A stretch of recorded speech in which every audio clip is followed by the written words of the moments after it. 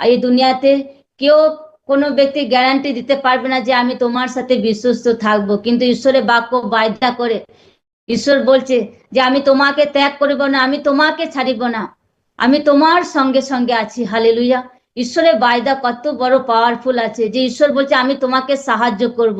যখন তুমি রোগে পড়বে, যখন তুমি পরীক্ষায় পড়বে, যখন তুমি চ্যালেঞ্জের মধ্যে পড়বে, যখন তোমার জীবনে দুঃখের দিন আসবে, সেই টাইমে তুমি আমার কাছে দোহাইকে চাইবে, আমাকে ডাকবে, আমি তোমাকে উত্তর দেব, আর আমি তোমাকে উদ্ধার করবো, গৌরবান্বিত করিব। মানে গৌরব, ঈশ্বরের মহিমা আপনার জীবনে দেখাবে প্রভু যীশু খ্রিস্টের নামে।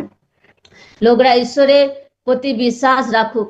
লোকরা যদি দুনিয়ার প্রতি বিশ্বাস রাখে তো সে ব্যক্তির মন দুঃখী হবে। এই জন্য লোকদেরকে হামেশা ঈশ্বরের প্রতি বিশ্বাস রাখতে হবে, ঈশ্বরের বাক্যর প্রতি, ঈশ্বরের প্রতি। লোকরা যদি দুনিয়ার প্রতি বিশ্বাস রাখে তো দুনিয়ার লোক তাকে ধোকা দিতে পারে, ঠকাতে পারে, দুনিয়ার লোক তার সাথে খারাপ ব্যবহার করতে পারে, কিন্তু বাইবেল বলছে যে ঈশ্বর কাউকে ধোকা দেয় না, ঈশ্বর কাউকে ত্যাগ করে না, ঈশ্বর বিশ্বস্ত ঈশ্বর আছে। সকলে বলুক আমেন।